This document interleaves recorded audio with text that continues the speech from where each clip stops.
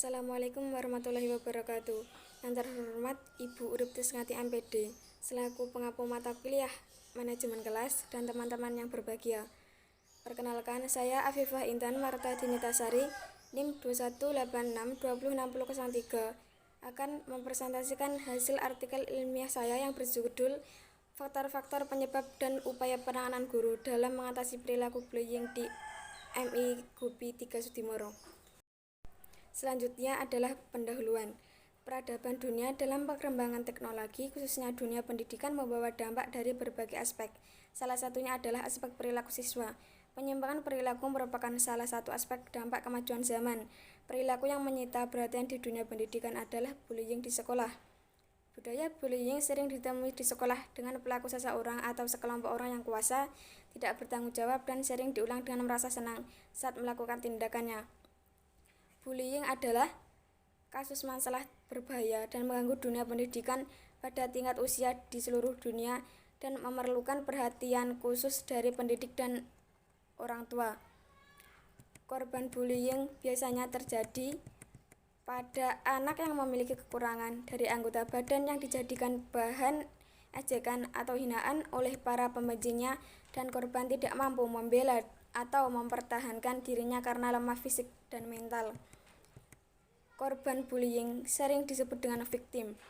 Korban bullying adalah seseorang atau sekelompok orang yang mengalami trauma dengan perilaku orang lain dan tidak memiliki kekuatan, kemampuan, atau kesempatan untuk menolak atau menghentikan perilaku yang menyakitkan tersebut. Korban bullying di sekolah biasanya adalah anak-anak introvert dengan harga diri rendah dan kurangnya keterampilan sosial. Seringkali korban bullying tidak mengungkapkan kepada guru atau keluarga mereka tentang perilaku bullying yang dialami. Hal ini karena korban takut akan pembalasan atau merasa dapat menyelesaikan masalahnya sendiri. Faktor-faktor yang menyebabkan perilaku bullying yaitu faktor keluarga, faktor sekolah, faktor teman sebaya, dan faktor sosial media.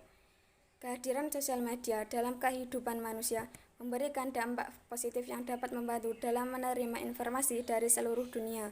Tetapi, perkembangan teknologi juga sangat berbahaya, khususnya bagi anak usia sekolah dasar yang masih membutuhkan bimbingan dan pengawasan dalam menggunakan media sosial. Jika tidak ada bimbingan dan pengawasan, anak akan melihat apa saja yang ada di dalamnya, seperti perilaku kekerasan, game yang mengandung kekerasan, dan tontonan televisi yang mengarah pada hal tersebut. Hal ini harus disadari orang tua agar membimbing dan mengawasi anaknya dalam menggunakan media sosial di rumah. Adanya bullying dapat menyebabkan siswa menjadi merasa diasingkan ketika berada di sekolah. Ketakutan yang dirasakan oleh siswa menjadi korban bullying di sekolah dapat mengganggu proses belajar, sehingga menghambat perkembangan mereka yang menjadi korban bullying. Pelaku bullying lebih cenderung golongan hebat terhadap seseorang yang dianggap rendah untuk menjatuhkan korban bullying. Ketakutan mengalami kecemasan, mengurung diri, takut bergaul, takut dengan keramaian, cenderung diam, dan menggigil merupakan beberapa dampak dari bahaya yang disebabkan bullying. Dampak negatif yang ditimbulkan oleh perilaku bullying lebih besar, baik secara fisik maupun psikis. Efek yang ditimbulkan perilaku bullying sangat mengganggu, antara lain seperti sakit kepala, pusing, muntah, gangguan makan, insomnia, depresi yang serius, antisosial, menyakiti diri sendiri, pemikiran untuk bunuh diri. Selanjutnya, rumusan masalah dalam artikel ini adalah: yang pertama, apa bentuk perilaku bullying yang dilakukan siswa MI Gupi 3 Sudimoro? Yang kedua, apa faktor-faktor penyebab siswa MI Gupi 3 Sudimoro melakukan perilaku bullying? Dan yang ketiga, bagaimana upaya penanganan guru dalam mengatasi perilaku bullying di MI Gupi 3 Sudimoro? Selanjutnya, metode penelitian. Yang pertama, jenis penelitian. Penelitian ini menggunakan jenis penelitian kualitatif. Bogdan dan Biglens S. menjelaskan bahwa metode penelitian kualitatif adalah salah satu prosedur penelitian yang menghasilkan data deskriptif berupa ucapan atau tulisan dan perilaku orang-orang yang diamati. Yang kedua, tempat dan waktu penelitian. Penelitian ini dilaksanakan di MI Gupi 3 Sudimoro yang terletak di Dusun Kepek, Desa Sudimoro, Kecamatan Sudimoro, Kabupaten Pacitan, pada hari Jumat tanggal 3 Juni 2022. Selanjutnya, subjek dan objek penelitian. Menurut Nikita dan Faisal menyatakan, subjek penelitian merupakan seseorang individu atau kelompok yang dijadikan unit atau sasaran yang diteliti. Dalam observasi ini, subjek yang diteliti melibatkan 2 orang guru. Subjek atau responden yang dipilih secara pervasif sampling atau dengan pertimbangan peneliti dan sesuai dengan tujuan penelitian. Objek yang dikaji dalam penelitian ini yaitu 1. Mengidentifikasi bentuk perilaku bullying yang dilakukan siswa MI Gupi 3 Sudimoro. 2. Mengidentifikasi faktor-faktor penyebab siswa MI Gupi 3 Sudimoro melakukan perilaku bullying. 3. Mengidentifikasi upaya penganan guru dalam mengatasi perilaku bullying di MI Gupi 3 Sudimoro. Teknik pengumpulan data pada penelitian ini dilakukan dengan metode observasi, wawancara, dan dokumentasi. Peneliti menggunakan teknik observasi sebagai teknik utama untuk mendapatkan informasi proses penelitian. Teknik ini dipakai untuk mendapatkan data melalui kegiatan melihat, mendengar, dan penginderaan lainnya yang mungkin digunakan untuk memperoleh data. Penelitian menggunakan teknik wawancara dalam pengumpulan datanya, maka sumber datanya disebut responden, yaitu orang yang merespon atau menjawab pertanyaan-pertanyaan peneliti. Metode wawancara yang digunakan yaitu wawancara terstruktur karena peneliti telah menyusun pertanyaan-pertanyaan yang akan ditanyakan. Peneliti juga menggunakan dokumentasi, maka dokumen atau catatan yang menjadi sumber data, sedangkan isi catatan merupakan objek peneliti atau variabel penelitian menurut Subandi.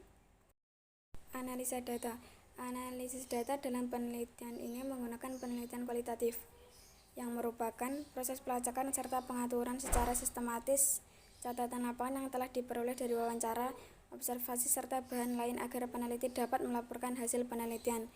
Analisis data meliputi kegiatan pelacakan, pengorganisasian, pemecahan, dan sintesis, pencarian pola, serta penentuan bagian-bagian akan dilaporkan sesuai dengan fokus penelitian.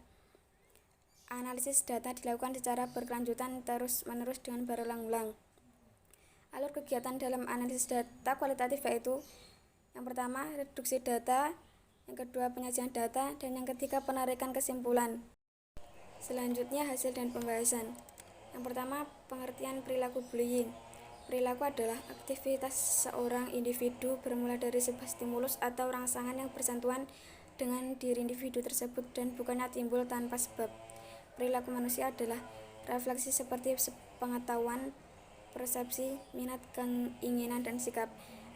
Hal yang mempengaruhi perilaku seseorang terletak dari individu atau faktor internal, dari luar dirinya atau faktor eksternal, didorong oleh aktivitas dari sistem organisme dan respon terhadap stimulus.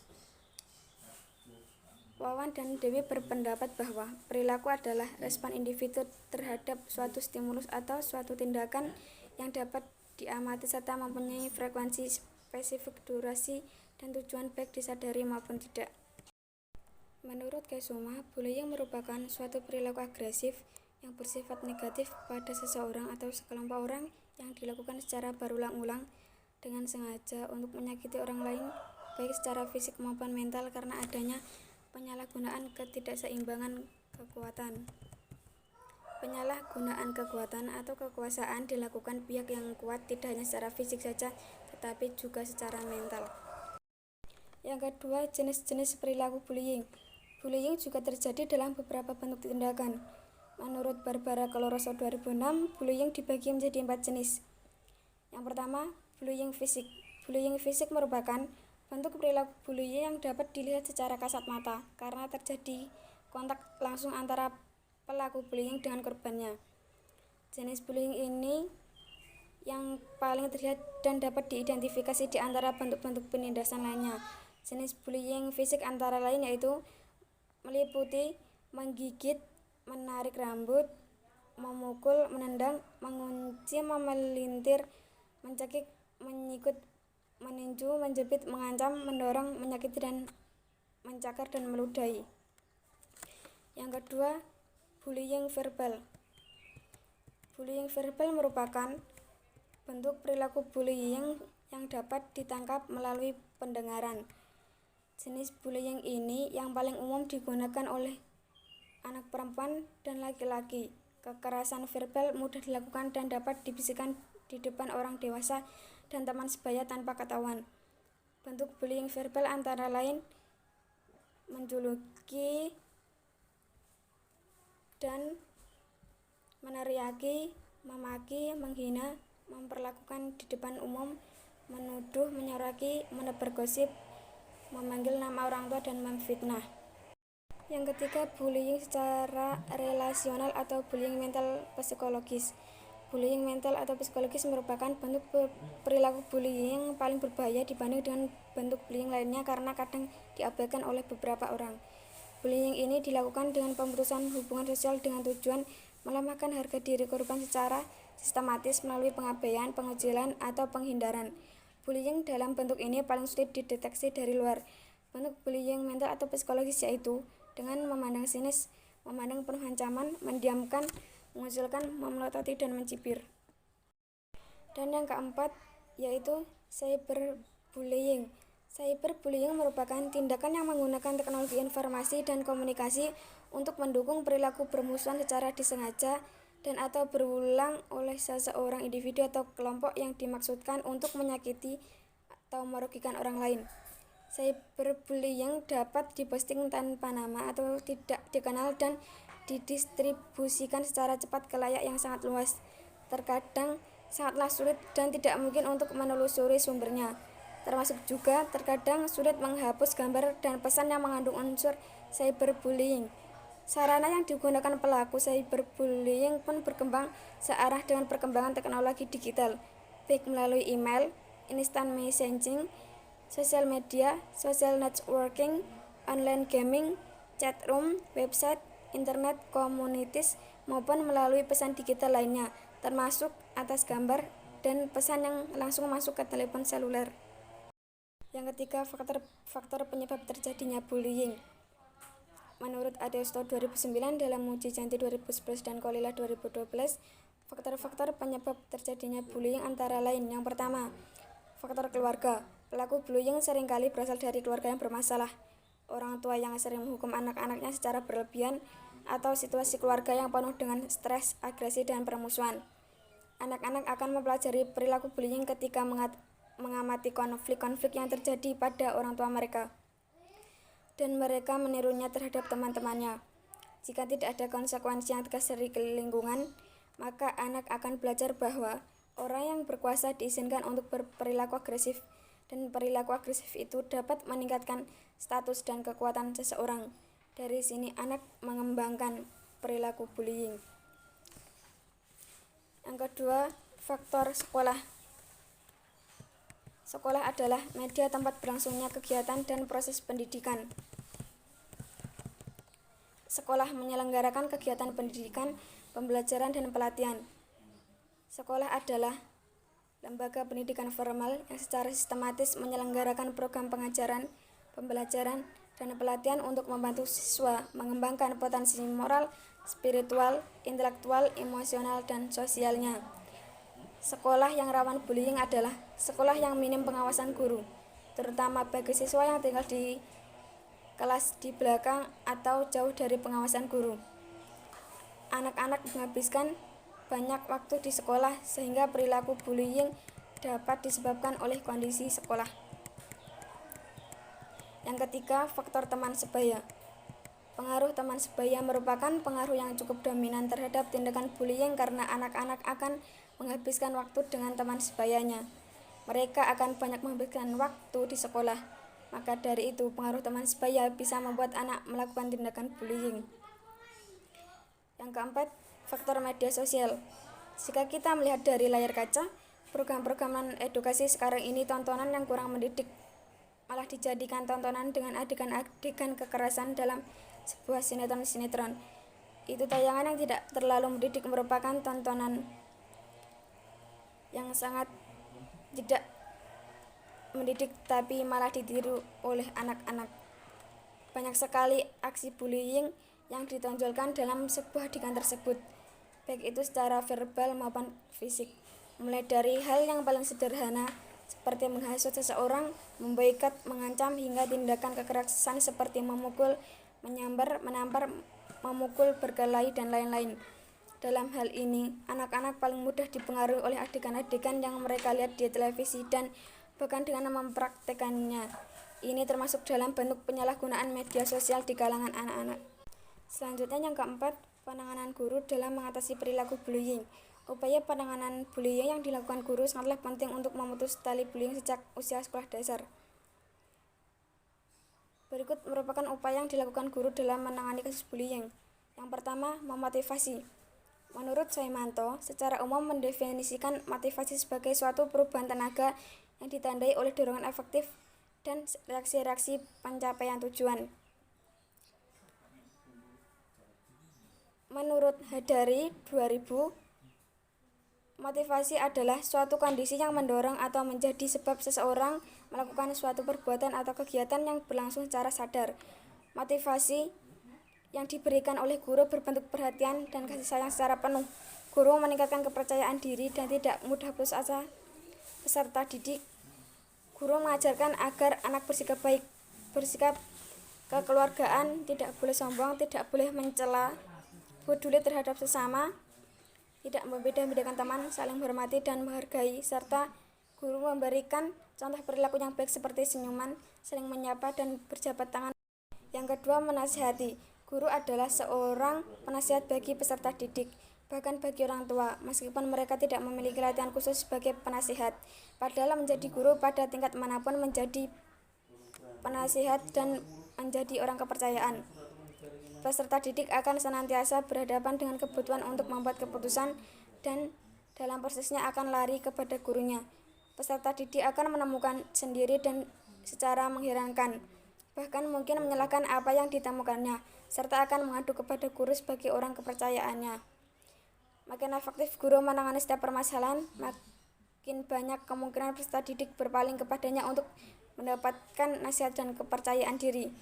Menurut Mulyasa 2011. Yang ketiga, bimbingan secara kelompok dan individu.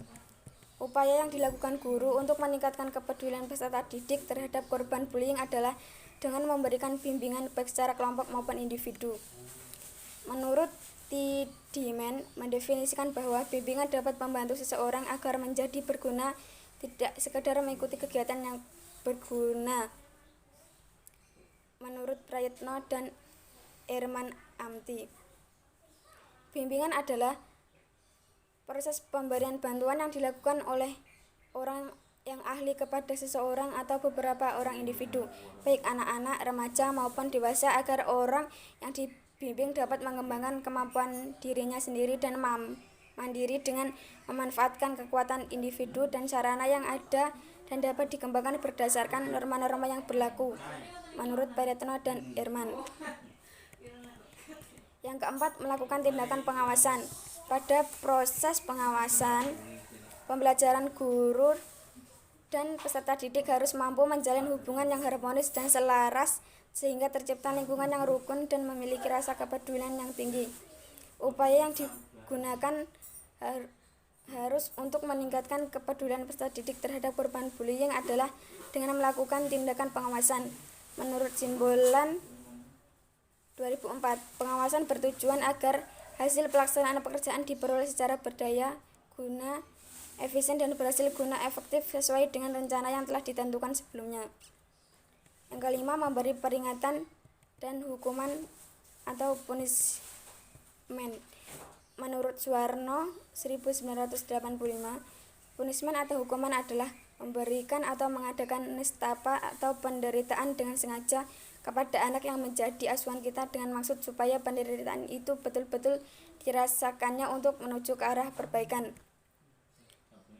Sedangkan menurut Ashari 1993, punishment ialah tindakan terakhir terhadap pelanggaran-pelanggaran yang sudah berkali-kali dilakukannya setelah diberitahukan, ditegaskan, dan diperingatkan. Yang keenam, kerjasama dengan orang tua. Sekolah menghendaki hasil yang tidak baik dari pendidikan anak didiknya, maka perlu adanya kerjasama atau hubungan yang erat antara sekolah dan keluarga. Dengan adanya kerjasama itu, orang tua akan dapat memperoleh pengetahuan dan pengalaman dari guru dalam hal mendidik anak-anaknya. Sebaliknya, para guru dapat pula memperoleh keterangan dari orang tua tentang kehidupan dan sifat anak-anaknya. Keterangan orang tua sangat besar gunanya bagi guru dalam memberikan pelajaran pada anak didiknya. Demikian pula, orang tua dapat mengetahui kesulitan yang dihadapi anak-anaknya di sekolah, menurut Purwanto 2000. Selanjutnya adalah hasil dan pembahasan. Berdasarkan uraian hasil kajian teori dan temuan di lapangan berkaitan dengan bentuk perilaku bullying yang dilakukan siswa MI Gupi 3 Sudimoro, faktor-faktor penyebab siswa MI Gupi 3 Sudimoro melakukan perilaku bullying, dan upaya penanganan guru dalam mengatasi perilaku bullying di MI Gupi 3 Sudimoro. Berikut hasil wawancara peneliti dengan responden. Yang pertama, bentuk perilaku bullying yang dilakukan siswa MI Gupi 3 Sudimoro antara lain yaitu bullying fisik yang meliputi memukul, menendang, mendorong, meninju, dan menjaili, dan bullying verbal yang meliputi memanggil dengan julukan, memanggil nama orang tua, dan menghina. Yang kedua yaitu faktor-faktor penyebab siswa MI Gupi 3 Sudimoro melakukan perilaku bullying adalah karena faktor teman sebaya dan faktor media sosial. Yang ketiga, upaya penanganan guru dalam mengatasi perilaku bullying di MI Gupi 3 Sudimoro yaitu guru akan memanggil siswa yang terlibat kasus bullying. Guru menasihati dengan cara melakukan pendekatan dengan siswa dengan berbicara dengan sabar, lembut, dan menunjukkan rasa keibuannya, menumbuhkan rasa empati, dihadapkan kepada kepala sekolah, memanggil orang tua, dan menanamkan pendidikan karakter. Selanjutnya kesimpulan. Berdasarkan hasil analisis data melalui penelitian studi kasus ini, maka peneliti dapat mengambil kesimpulan guna menjawab perumusan masalah. Yang pertama, bentuk perilaku bullying yang dilakukan siswa MI Gupi 3 Sudimoro yaitu bullying fisik dan bullying verbal. Bullying fisik yang dilakukan antara lain yaitu memukul, menendang, mendorong, meninju, dan menjaili. Sedangkan bullying verbal antara lain yaitu memanggil dengan julukan, memanggil nama orang tua, dan menghina. Yang kedua, faktor penyebab siswa MI Gupi 3 Sudimoro melakukan perilaku bullying adalah karena faktor teman sebaya dan faktor media sosial. Yang ketiga, upaya penanganan guru dalam mengatasi perilaku bullying di MI Gupi 3 Sudimoro yaitu guru akan memanggil siswa yang terlibat kasus bullying. Guru menasihati dengan cara melakukan pendekatan pada siswa dengan berbicara dengan sabar, lembut, dan menunjukkan rasa keibuannya, menumbuhkan rasa empati, dihadapkan kepada kepala sekolah, memanggil orang tua, dan menanamkan pendidikan karakter. Adapun saran berdasarkan penelitian yang dapat disampaikan adalah yang pertama, dari pihak sekolah seharusnya mengadakan sosialisasi tentang perilaku bullying, mulai dari pengertian bullying, jenis-jenis bullying, faktor-faktor penyebab bullying, dan dampak negatif dari perilaku bullying. Yang kedua, saran kepada kepala sekolah. Kepala sekolah hendaknya selalu memberi kebijakan-kebijakan yang lebih terarah dalam memperbaiki akhlak siswa dalam meminimalisir perilaku bullying, serta sebaiknya selalu memacu dan memotivasi kinerja guru agar lebih baik lagi.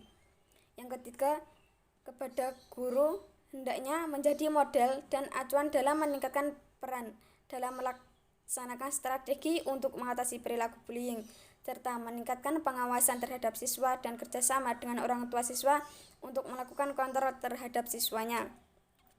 Yang keempat, saran kepada siswa. Siswa hendaknya lebih meningkatkan rasa kekeluargaan dan lebih menghargai terhadap teman lainnya, dapat menghargai dan menghormati kekurangan ataupun kelebihan yang dimiliki oleh orang lain agar terhindar dari perilaku bullying.